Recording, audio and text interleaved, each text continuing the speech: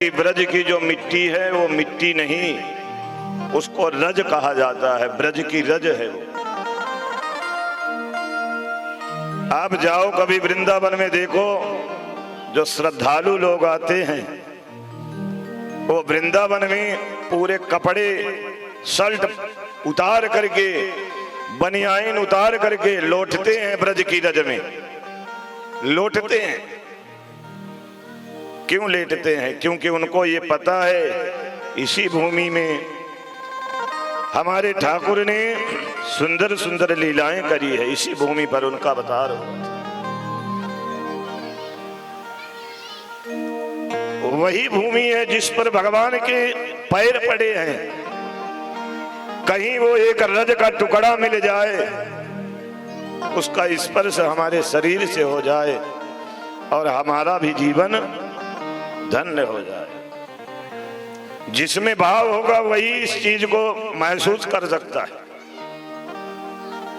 आप निधिवन चले जाइए, जमुना जी के किनारे चले जाइए, परिक्रमा मार्ग में चले जाइए, हजारों लोग लौटते हुए आपको मिलेंगे। हजारों लोग कण कण में ठाकुर जी का दर्शन कर रहे हैं, जिनमें भाव है। और जो घूमने के लिए जाते हैं उनको क्या दिखाई देता है? क्या मिलता है? भजिया, पकौड़ा, लस्सी, ये उनको दिखाई देता है। जिनके अंदर भाव है उनको पत्ती पत्ती में, डाली डाली में ठाकुर जी का दर्शन होता है, साक्षात्कार होता है। वृंदावन के वृक्ष को मरम न जाने को, डाल डाल और पात पे राधे राधे हो। आज भी एक ऐसा वृक्ष है, उस वृक्ष में से भगवान का नाम निकलता है। आप उसमें कान लगा करके सुनो, वृक्ष में से राधे राधे राधे की आवाज आपको सुनाई देगी। राधा राधा नाम। परिक्रमा मार्ग में कुआं आता है, उस कुएं में से राधे राधे की आवाज निकलती है। हजारों ऐसे वृक्ष हैं जिनकी पत्तियां आती हैं, नई नई पत्तियां, और उन पत्तियों में राधा नाम अपने आप लिख जाता है। कोई लिखने नहीं जाता है, अपने आप। कई प्रमाण हैं भगवान के। वृंदावन में आप भाव पूर्वक आए, भक्ति पूर्वक, कई प्रमाण आपको मिल जाएंगे। रिक्शा वाला, टेम्पू वाला, कोई भी होगा, हर कोई राधे राधे बोलेगा। कोई प्रेम से बुलाएगा, वो राधे। कोई थोड़ा गुस्सा करेगा, ओ राधे। भाव है उनका अपना। सब जगह जो है भगवान का दर्शन है, ठाकुर जी का साक्षात्कार है। बस जरूरत है तो कर्माबाई जी के जैसे भक्ति की जरूरत है, मीरा जी के जैसे प्रेम की जरूरत है, और यशोदा मैया के जैसे समर्पण की जरूरत है, सरलता की जरूरत है। जो सरल हैं, निश्चल हैं, उनके लिए भगवान को पाना बहुत सरल है, बहुत आसान है। जो जितना ही सरल है उतना ही स्पष्ट भगवान को देख सकता है, वो उतना ही नजदीकी से भगवान को देख सकता है। हरिदास जी महाराज भगवान की सेवा करते थे, भजन गाते थे। भजन गाते गाते रोने लग जाते थे। ठाकुर जी प्रकट हो जाते थे राधा रानी के साथ में, नाचने लग जाते थे। हरिदास जी भजन गाते और ठाकुर जी प्रकट होकर के नाचते। हर रोज का उनका नियम बना था, निधिवन में जाते थे, भजन गाते थे, ठाकुर जी रोज प्रकट होते थे। कोई बहाना नहीं है, कोई व्यवधान नहीं है। तीनों लोकों की व्यवस्था करने वाला समय निकाल लेता है भक्तों के लिए, और प्रकट ही हो जाता है कहीं ना कहीं, किसी न किसी रूप में। जब हरिदास जी बूढ़े हो गए, उनको चलना नहीं आ रहा था, और आप जानते हैं जब शरीर दुर्बल हो जाता है तो कोई साथ नहीं देता है, एक जगह पड़े रहो। हरिदास जी को उनके जो भतीजे थे, उनके अपने लोग थे, 2-4 दिन ले गए उठा करके, हरिदास जी को बैठा देते थे और हरिदास जी भजन करते तो ठाकुर जी प्रकट होते, नाचने लग जाते। और ज्यादा बूढ़े हो गए तो मलमूत्र छूट जाता है शरीर में, बिस्तर में। हरिदास जी ने दुख व्यक्त किया ठाकुर जी के सामने।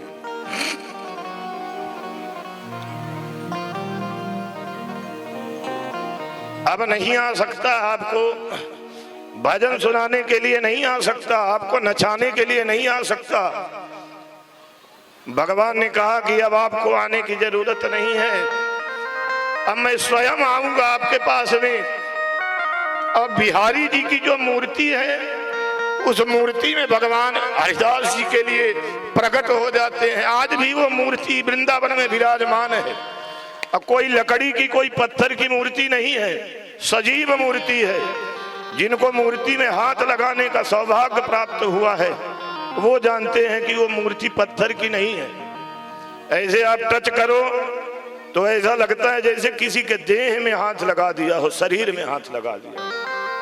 पत्थर में हाथ लगा रहे हैं ऐसा नहीं है, ऐसा लगता है जैसे पंच तत्व की बनी हुई शरीर भगवान की हो। ठाकुर जी जैसे नाचते थे उसी रूप में, बिहारी जी के रूप में प्रकट हो गए। बोले बाबा अब तुम्हें आने की जरूरत नहीं है, मैं स्वयं आ गया तुम्हारे लिए।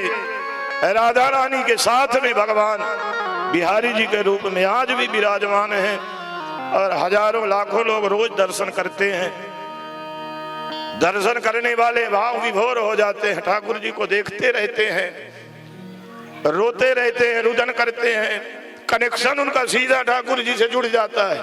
मंदिर में खड़े होते हैं, जिनका निर्मल भाव है, जाकर मन निर्मल भयो जैसे सरिता नीर, पाछे पाछे हरि फिरे कहत कबीर कबीर। जिनका मन पवित्र हो गया, भाव जिनके अंदर आ गया, उनको फिर कोई पूजा करने की जरूरत नहीं है। वो जैसा व्यवहार चाहे ठाकुर जी के लिए कर सकते हैं। और उनकी क्या दिनचर्या है, क्या पूजा पाठ है, क्या साधना है, कितना माला जाप करते हैं, वो भी भगवान गिनते नहीं है, देखते नहीं है। वो जैसा चाहते हैं ठाकुर वैसा करता है, उस भक्त के अधीन हो जाता है। ठाकुर नाचने लग जाता है, रुलाते हैं तो रोने लग जाता है, हंसाते हैं तो हंसने लग जाता है। सभी उनकी क्रियाओं में साथ देता है, ठाकुर प्रकट हो जाता है। ये ठाकुर की भक्ति और ये यशोदा मैया जैसी सरलता, नंद बाबा जैसे कोई भोले भाले हो, ब्रजवासियों के जैसे कोई सीधा हो। भगवान कह करके गए कि परसों आ जाऊंगा, और वो ब्रजवासी मथुरा की ओर देखते रहे और रोज सुबह से शाम तक मथुरा की ओर देखते देखते बैठे हैं कि ठाकुर कह करके गया है, जरूर आएगा। हम लोग हों तो 1-2 दिन में अब शब्द बोलना चालू कर देंगे, उलाहना देना चालू कर देंगे कि झूठ बोलता है, बेवकूफ बनाता है। कई वर्षों तक जब तक जीवित रहे ब्रजवासी मथुरा जाने वाली गली में बैठ जाते हैं मथुरा की ओर मुंह करके। अब कोई जब दूर से आता हुआ दिखाई देता है तो ये सोचते हैं कि ठाकुर आ रहा है। रोते रोते आंखों से रोशनी कम हो गई तो दिखाई भी ढंग से नहीं देता। और जब तक एकदम नजदीक में ना आ जाए तो यही सोचते हैं कि ठाकुर आ रहा है, कृष्ण आ रहा है। जब पास में आ जाता है कोई तब उनको समझ में आता है कि ये कृष्ण नहीं है, ये तो कोई और ही है आया हुआ है। यशोदा जी ने अपने आंसुओं से यमुना प्रवाहित कर दिया, दूसरी नदी बहा दिया। इतने आंसू निकले हैं यशोदा जी के आंखों से, गरम गरम आंसू। जब उद्धव जी ने पूछा कि यशोदा जी का घर कहाँ है, उनसे मिलना है, उनका दर्शन करना है, जिनके यहाँ त्रिलोकीनाथ का जन्म हुआ, उनके चरण छूना चाहता हूँ। पता बताओ मुझे। ब्रजवासियों ने कहा कि यशोदा का घर इतना आसान है, उसके घर का पता कि पूछने की कहीं जरूरत नहीं है। ये नदी बह रही है, इसके किनारे किनारे चले जाओ। ये यशोदा के आंगन से निकली हुई नदी है, यशोदा के घर से निकली है। उद्धव जी ने कहा कि ये कौन सी नदी है, आंगन से निकली है। ब्रजवासियों ने कहा कि कन्हैया की याद में रो रो करके यशोदा जी ने अश्रुओं की नदी बहा दिया।